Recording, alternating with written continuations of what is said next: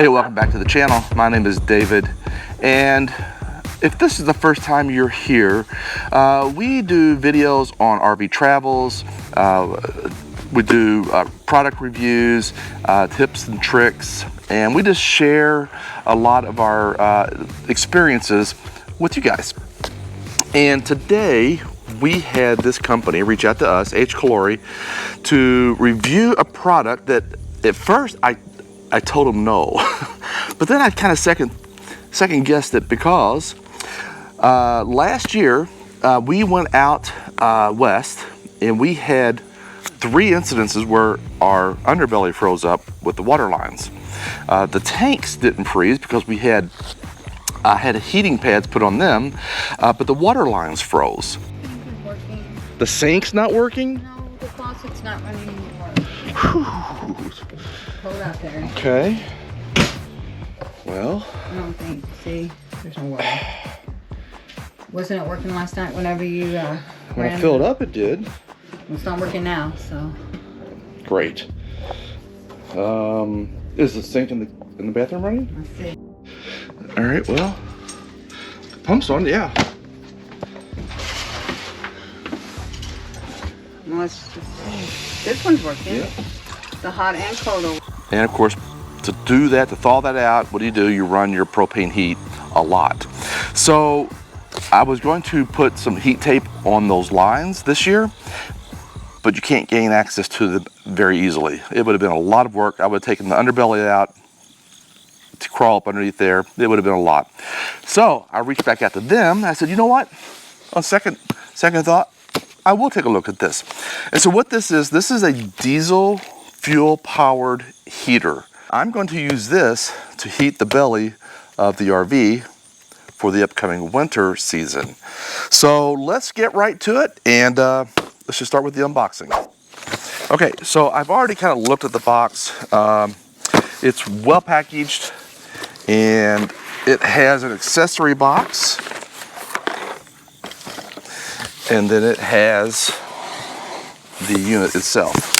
Now, it's really nice because it has like a handle, like a toolbox, which if you look at it, it says toolbox. So you can easily just lift this straight up and out.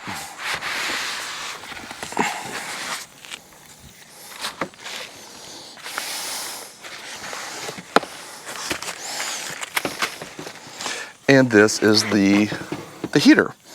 And like I said, it runs on diesel fuel, so we'll be going out and getting some fresh diesel fuel. And here, it looks like the air intake. So this would be cold air intake and fresh air there as well. And then here is your output. So there's a hose that will fit onto here. And I'm going to fit this up to the underbelly of the rig. And then this is just a vent or an exhaust tube to go, well, heat the or vent the gases out of the combustion chamber. So this opens up simply by lifting these little tabs, and then you can gain access to the insides. And what I found is, and I've already taken them out, is there's a remote control that was tie wrapped inside here, so make sure you check for that. But there's nothing that I am aware of at this point of anything you need to do in here. This must be the combustion chamber. This is the fuel tank. I think it said it was 6 liters. And then there's some electronics inside. There's also a control panel right here, which we'll be playing with as well. And then there's the accessory box.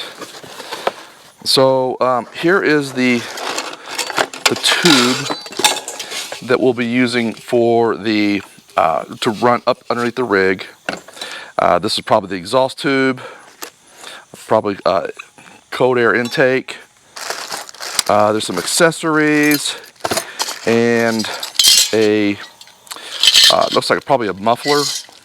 Now I don't think this has like an internal combustion engine, but it must make a little bit of noise.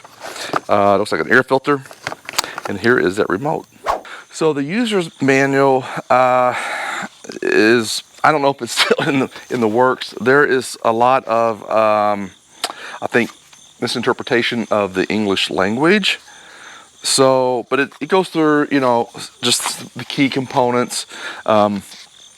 and a description of all the things I just showed you. There's not a lot in here. This is probably the most helpful. Right here is just kind of the layout and how things are supposed to be configured. So I'm just going to put it all together, and we'll work on this together. All I've done is looked over the instructions, and there wasn't a lot there. I guess this is supposed to come off. It looks like it should. Yeah, maybe. Maybe not. Oh, I see. Okay, so this looks like it just pops out. We'll put that back in. Not a lot holding that on there, but I'm guessing, okay, there we go. All right, so we'll need to tighten that back up, but here is the control panel, which I'm really hoping we don't need to do too much, but let's hook it all up. According to the user's manual, using the pictures here, we're going to assemble. We're going to start with the output. Looks like I would thought this just would have slid right in. There we go. All right.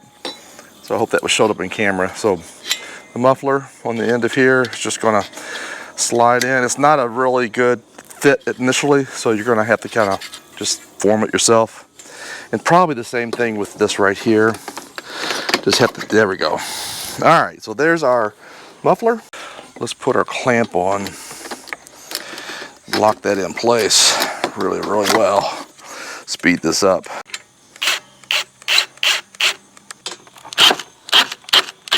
All right, next we are going to put the, this is the exhaust tube. The heat will come out of the heating element inside here. We'll install this flange up under the belly of the RV, and we'll hook this hose to it. Now I'll have to get a cap to cap this off because I don't want any critters getting up in there by chance. For now, we'll just hook this to here.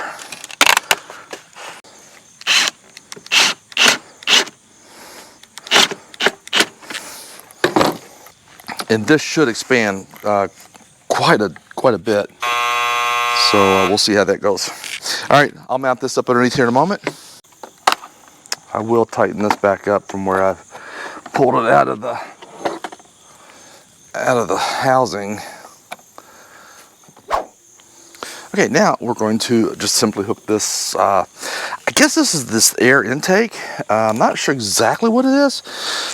Let's see, what does it show?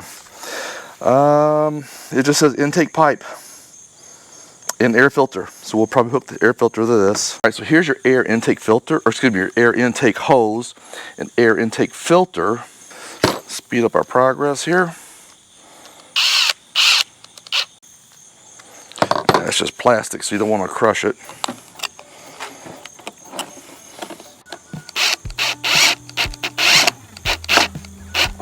All right, that should be good enough.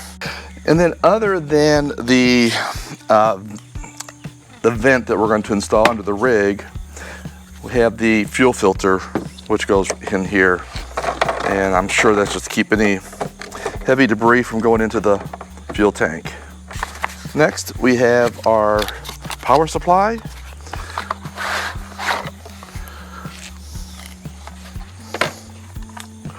Which would plug in right here. And we'll plug that into AC power, and we're gonna give this thing a try. Also, here is the remote to start and stop this thing.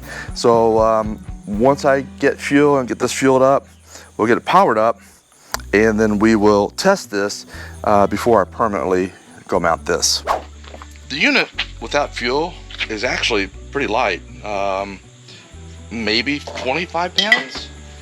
So let's go ahead and add some fuel, get this thing powered up.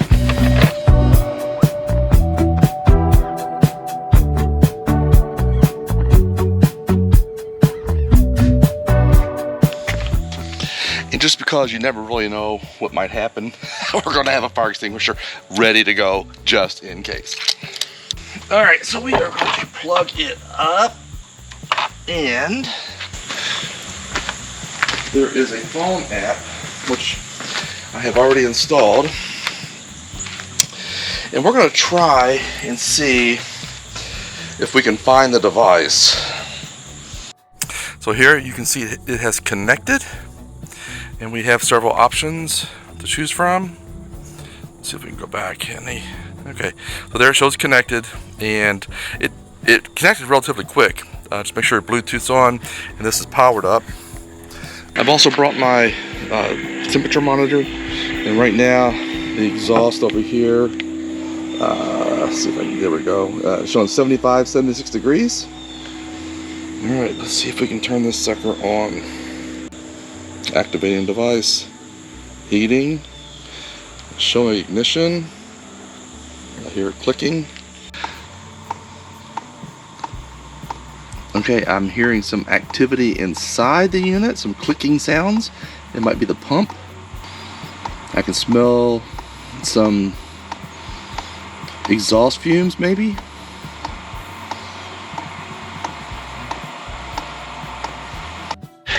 I can feel some air coming out. It's just cool air at the moment. So I went ahead and turned it up high from the phone, and it's also showing it here on screen. So between the phone and this remote here, oh, and I hear it running now. And I can tell you, it smells like, remember the old kerosene heaters that you could put in the house and heat your house? That is an odor that I'm getting right now as it's starting to burn. The heat coming out of here is starting to really warm up. The heat coming out of the muffler, so to speak, is getting hot. Let's do some measurements. Come right out. Oh yeah. I don't know if you can see that, but it's 266 degrees coming out of the muffler. Oh yeah. That's nice warm air.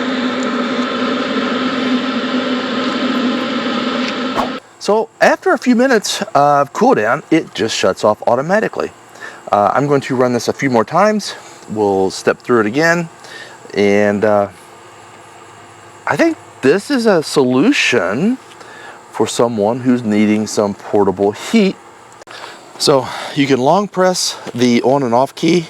So I'm going to long press to turn it on. Okay, I just saw the green light. I'm going to see if this turns the heat up.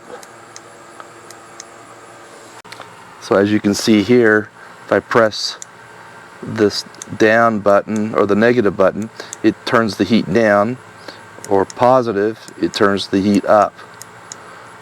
So we'll turn it up to 9, and we will check the phone app to see what it's doing. So the phone app is showing connecting, connected. All right, we're going to press it. And again, I can hear the clicking sounds within the unit. The phone app and the display both show the same heating level. So 9, and I guess 10 is the highest. That's hot, hot. That's what HH stands for, hot, hot. So we'll let this thing heat up again, and then we will do a shutdown on it. And here's what I think. So there's a lot of uses to this, and I think if you use this properly, this would be, I think, be well worth the purchase. So yeah, I can hear it picking up now. Let's go check the temperature. All right, so I can feel the heat coming out of the exhaust pipe there, and then here's your heat supply. And my temperature gun shows the heat inside there is 80 degrees. And down here it's 200. So it gets hot in there. Let's see how this unit feels. Does it feel hot on top?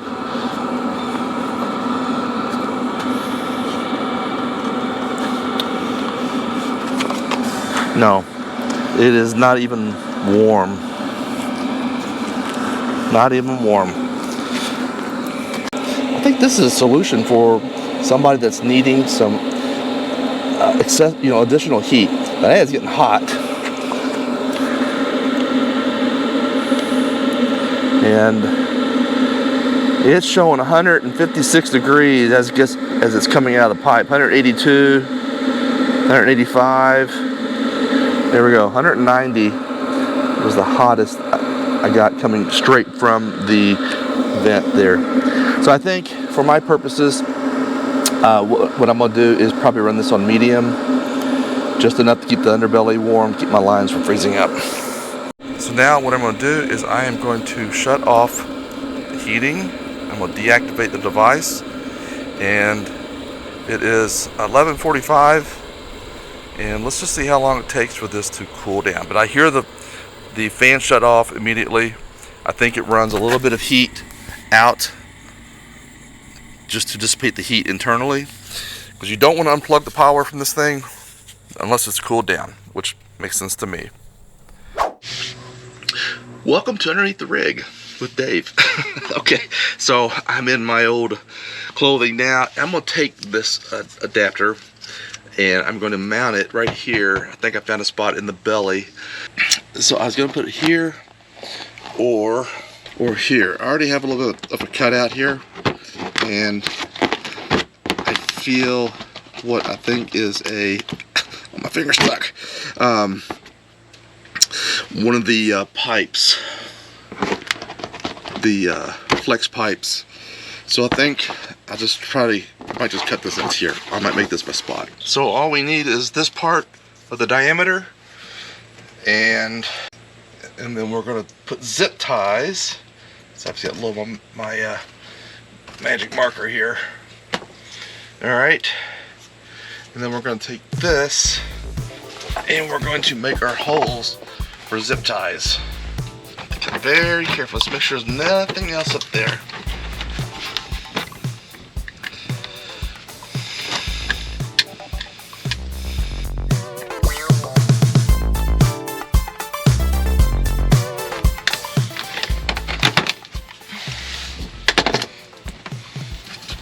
You see, this is the reason why you gotta be careful, because right here is a water line.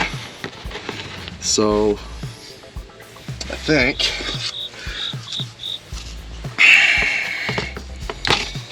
this should be okay. I don't think it's gonna melt anything. I mean, I always just use the heat on low. But wow, what an issue to have, these water lines freezing up. Alright, so I think what I'll do is I'm gonna put some insulation around these, and then mount this right here and call it a day.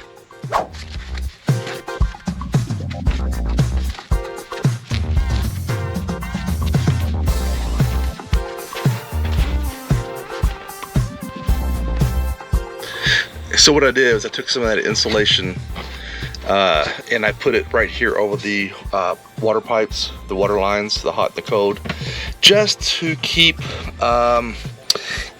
any extreme heat maybe right off of them directly. I know that these pipes right here, we're running right next to them, but just in case. So now we're going to mark these holes right here, and we'll put some zip ties up, and that's all we're going to do for this. We're just going to zip tie it up here just in case we decide not to use this. It should be easily coming down. All right, taking great care, we will just use our drill and drill a very gentle hole through there, making sure we don't puncture anything. Okay, there's that one. All right, there we go. Actually, what I might do is just do two holes and just zip tie it up that way. Show you.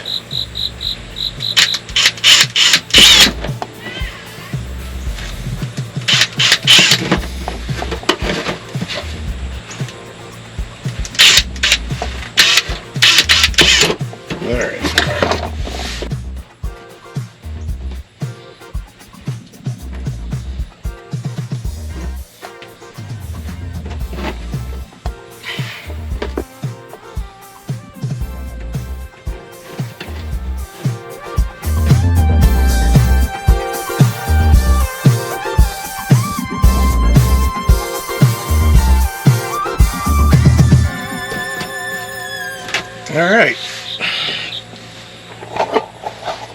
So this is what this will look like. Apply nice warm heat up, right up to the belly. Make sure that all the water lines don't freeze up this year.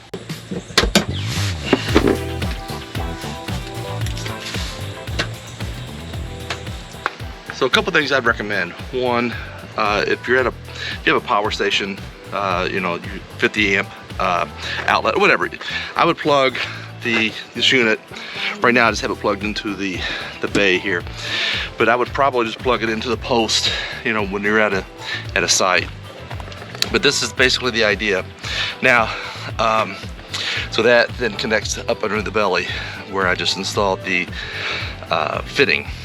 There's a couple things. One, I recommend, and I don't have it yet, but that gets very hot, and you might have young kids or puppies like we do that might brush up against that, and that would burn them. It would get very hot. So I'm going to actually provide feedback to the company to maybe provide a protective heat shield, if anything, just slide over this. And then also, that is not as expandable as I thought. I pulled on it, but it wants to collapse. So I think what I'm going to do is run to the store and get something that's a little bit more, you know, I can pull it out farther and then collapse it easily, so that I can stow it and not take up too much space, but yet I can expand it as needed. So that is that. I think it's kind of cool. If you were tent camping and you needed some heat, this would definitely work. Tina and I are going to actually try this at a winter camping coming up in December. We might try it as an outdoor heater as well, and we may use it up for the belly to keep the water lines from freezing up again. We had that freeze up 4 times last year. All right, guys, hope this has been helpful. Again, I'll leave all the information down below. Give me some comments, let me know what you think, and otherwise, we'll talk to you soon.